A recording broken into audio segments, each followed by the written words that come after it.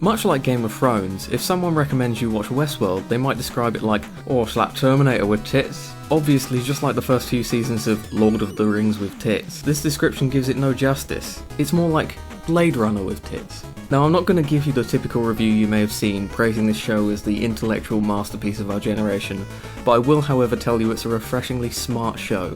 The non-chronological, unchronological, not chronological storytelling works well in an episodic format, allowing you to brag about how you totally knew the big twist since the first episode, yet failing to mention that you learnt that from your friends on Reddit. M'lady. And that brings up a good point. Westworld has some good twists and turns. You think it's going one way and it slaps its custard launcher against the base of your skull.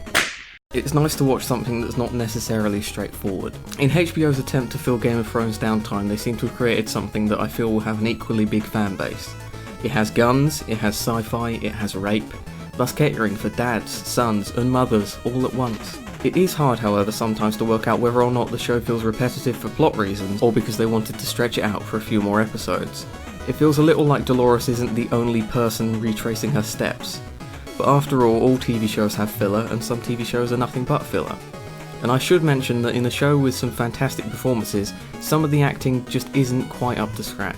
But I'm really digging for negatives, because I enjoyed a lot of things about this show, especially the way people's butt cheeks look when they sit on stools. And say what you like about Stranger Things, but none of the main characters ever got naked in that show, did they?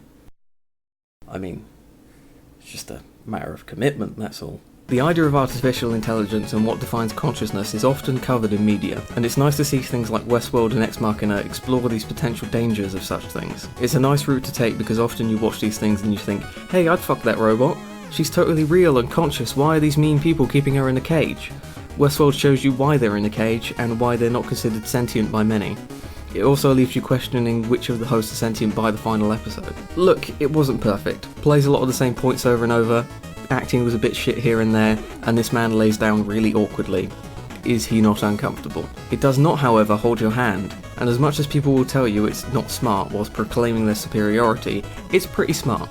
At least at moments.